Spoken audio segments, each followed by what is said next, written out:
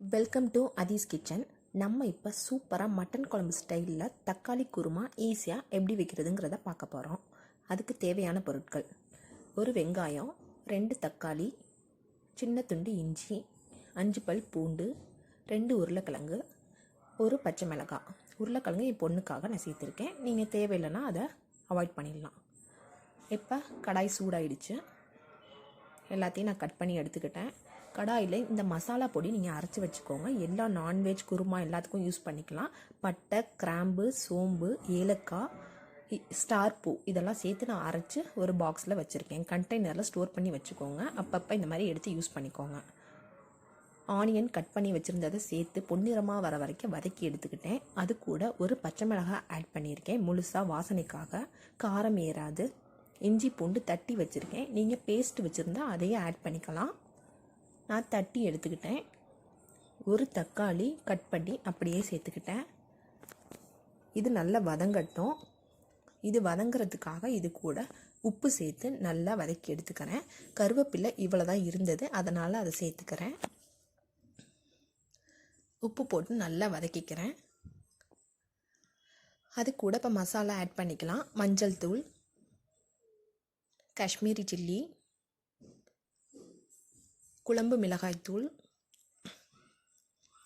மல்லித்தூள், நான் வீட்டில் அரைச்சி வச்சுருக்க மிளகாய்த்தூள் சேர்த்துக்கிறேன் கொஞ்சோண்டு. இதெல்லாம் இல்லை அப்படின்னு நீங்கள் நினச்சிங்கன்னா மிளகாய்த்தூளும் மல்லித்தூளும் போதுமானதா. இப்போ எடுத்து வச்சுருக்க உருளைக்கிழங்கை நான் சேர்த்துக்கிறேன். இது நல்லா வதக்கி எடுத்துக்கிறேன். இப்போ இது கூட 3 டம்ளர் தண்ணி ஆட் பண்ணிக்கிறேன். இந்த உருளைக்கிழங்கு வேகிறதுக்காக 3 டம்ளர் தண்ணி 2 டம்ளர் தண்ணியாக சுண்டுற வரைக்கும் நான் வெயிட் பண்ணுறேன், கொதிக்க விடுறேன். இப்போ இது நல்லா கொதித்து வரட்டும், உருளைக்கிழங்கு வேகட்டும். இந்த தேங்காயோட நான் தேங்காய், சோம்பு, முந்திரி 3ஐயும் சேர்த்து நல்லா அரைச்சி எடுத்து வச்சுருக்கேன். முந்திரி நல்ல வாசனை கொடுக்கும், சோம்பு ரொம்ப நல்லது. இப்போ இதை போட்டு நல்லா இதை கலந்து ஊற்றி 5 நிமிஷம் பக்கம் கொதிக்க வைங்க. அவ்வளோதாங்க. கொத்தமல்லி தழை தூவி வாசனையோட கமகமன்னு இறக்கிடுங்க. இந்த பக்கம் நான் பாருங்கள், குருமா சூப்பராக மட்டன் குழம்பு ஸ்டைலில் வந்திருக்கு. இப்போ சர்வ் பண்ணிடலாம்.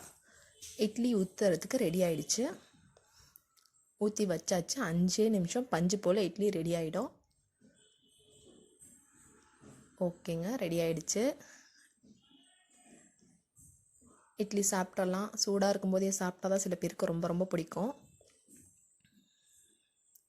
இப்போ சுட சுட மட்டன் குழம்புன்னு வருது. சுட சுட குருமாவை ஊற்றி டேஸ்ட் பண்ணி பார்த்துடலாம். பாருங்கள், இட்லி சூப்பராக இருக்குது. சாப்பிட்டு பார்த்துருவோம். நீங்களும் ட்ரை பண்ணி பாருங்கள். வீடியோ பிடிச்சிருந்தா மறக்காமல் சப்ஸ்கிரைப் பண்ணுங்கள். தேங்க்யூ.